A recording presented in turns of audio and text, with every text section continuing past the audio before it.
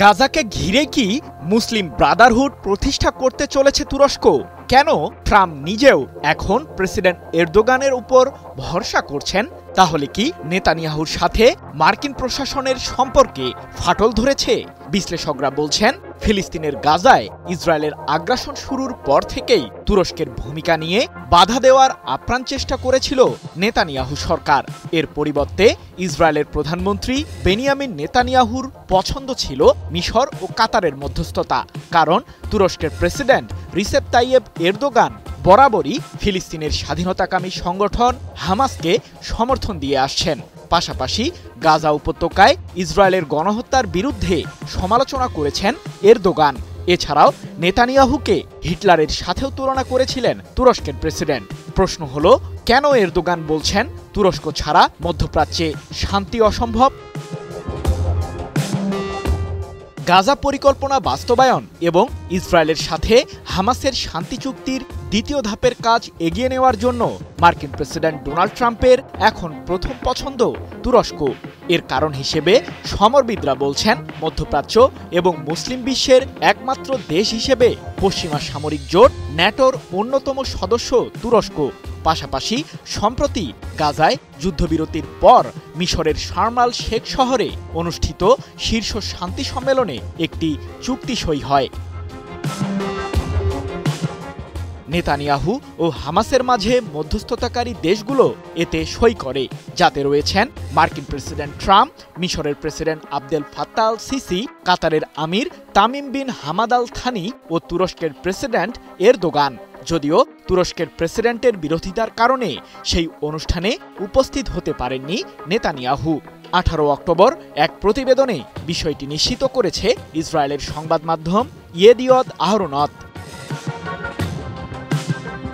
কিন্তু নেতানিয়াহুর উপস্থিতি নিয়ে বিরোধিতা কেন করেছিল তুরস্ক? শীর্ষ শান্তি সম্মেলনে এরদোগানের যোগ দেওয়ার আগে তুরস্কের সংবাদ মাধ্যমগুলো জানিয়েছিল যে নেতানিয়াহু যদি ওই সম্মেলনে যোগ দেয় তাহলে চুক্তি সই অনুষ্ঠানে অংশ নেবেন না প্রেসিডেন্ট এরদোগান। এমনকি মিশরে অবতরণের আগে তুরস্কের প্রেসিডেন্টকে বহনকারী বিমানটি কিছুক্ষণ কায়রোর আকাশসীমায় অবস্থান করছিল। অবশেষে নেতানিয়াহুর মিশর সফর বাতিল ঘোষণার পর এরদোগানের বিমানটি কায়রোতে অবতরণ করে।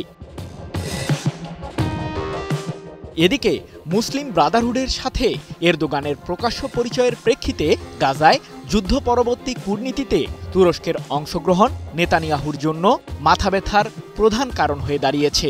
এছাড়াও মার্কিন প্রেসিডেন্ট ট্রাম্পের সাথে এরদোগানের ঘনিষ্ঠতা ইসরায়েলের কাছে এখন মূল উদ্বেগের বিষয়। এ প্রসঙ্গে ইসরায়েল ভিত্তিক গবেষণা প্রতিষ্ঠান ইনস্টিটিউট ফর ন্যাশনাল সিকিউরিটি স্টাডিজের গবেষক ডক্টর গ্যালিয়া লিন্ডেন স্ট্রাউস বলেন, দীর্ঘদিন ধরেই ইসরায়েল গাজা ইস্যুতে তুরস্কের প্রত্যক্ষ সম্পৃক্ততার বিষয়টির বিরোধিতা করে আসছে। তবে নেতানিয়াহুর উপর ট্রাম্পের চাপ এবং মার্কিন তুরস্ক সম্পর্কের কারণে হোয়াইট হাউস শাসক এখন মনে করছেন মধ্যপ্রাচ্যে শৃঙ্খলা আনার জন্য এরদোগানই যথেষ্ট। তুরস্কের প্রেসিডেন্টের উপর ট্রাম্পের এমন আস্থার কারণ হিসেবে ডক্টর গ্যালিয়া বলেন, হামাসের উপর আঙ্কারার একটি বিশেষ প্রভাব রয়েছে, যা দেশটিকে ফিলিস্তিনিদের জন্য অপরিহার্য খেলোয়াড় হিসেবে প্রতিষ্ঠা করেছে। কারণ হামাসকে তহবিল এবং প্রয়োজনীয় রসদ সরবরাহ করে তুরস্ক।